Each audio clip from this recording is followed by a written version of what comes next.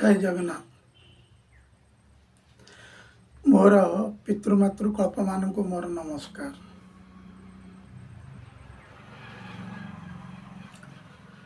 वास्तु और ज्योतिष चैनल तरफ आमर अगणित दर्शक मान अभिनंदन। आज आम गोटे नूतन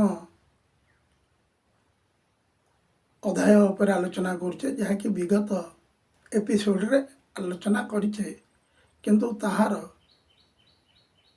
मॉडिफाई करिछे तारी ऊपर आलोचना करछे सहज पाएंगे।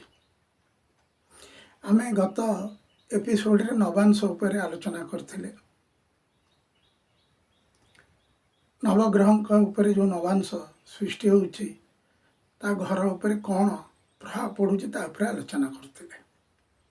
यह को आमे अति सहज करके जानिया पाएंगे आम द्वारा यहाँ पद्धत अटे। तो 27टा नक्षत्र उपर नवांश किपरि हेउछि आमे बा आम द्वारा एटा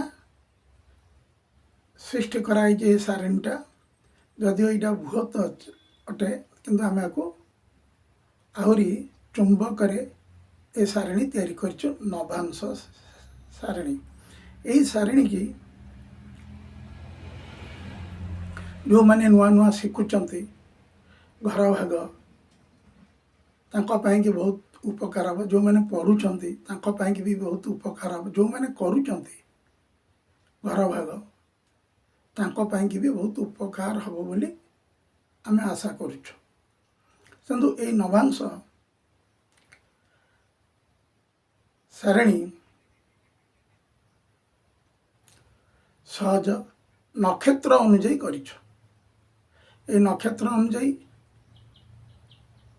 जो 1 रु अश्विनी नक्षत्र रेवती नक्षत्र 27 नक्षत्र अनुजाई ए सारणी सृष्टि कि कौ नक्षत्र रे कौ नवांश पड़ो आमे ये सारणी तैयारी कर सहजकरण करछे अनुमान करूछु कि समस्तों पाएंगे भल हम जानिया पाएंगे। ताहले आमे ए नवांश सारणी ऊपर आलोचना करूछे। आ सारणीटा बा टेबुलटा को कहूछे। एक नक्षत्र अश्विनी नक्षत्र कर्म अनुजाई 1 2 3 4 अनुजाई 27 रेवती पर्यंत नक्षत्र अनुजाई कहूछे। कौन कहूछे ना एक नक्षत्र जदि थिबो ए गृहर कर्तार नुहे ताहले कौन हम 4 नवांश बा बुध हम बुध नवांश किंतु 4 हूँ बुध नवांश हम। से परी 2 नक्षत्र हेले राहु नवांश हम फल 8 हम। से परी 3 नक्षत्र हेले मंगल नवांश हम 3 पड़ो।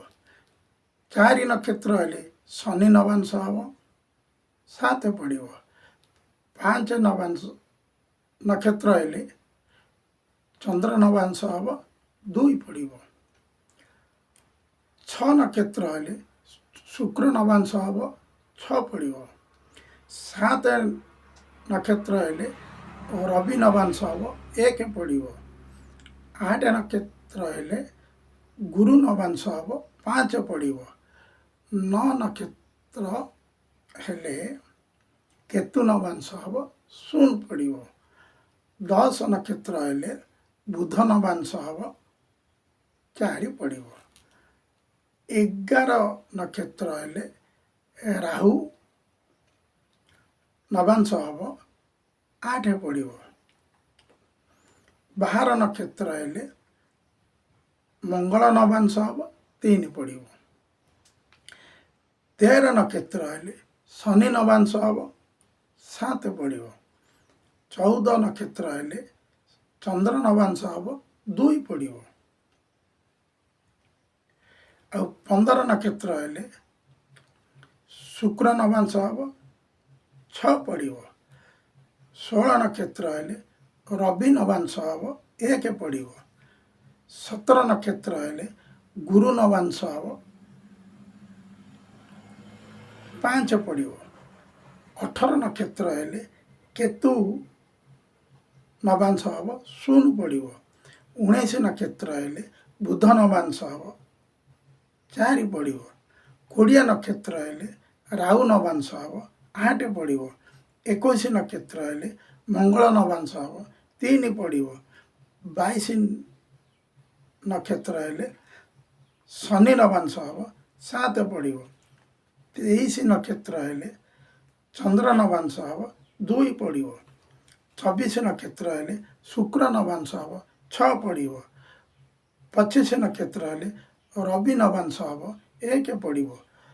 26 नक्षत्र हेले गुरु नवांश हम 5 पड़िबो। और शेष 27 नक्षत्र हेले केतु नवांश हम 0 पड़िबो।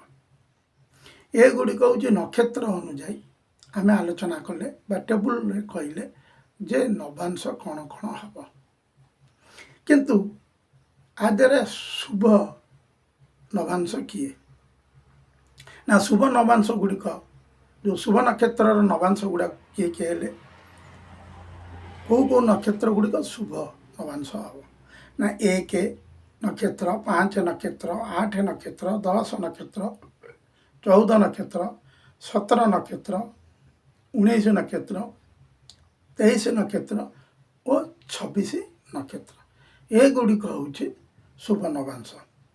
आउ केतेक वास्तुविदर मत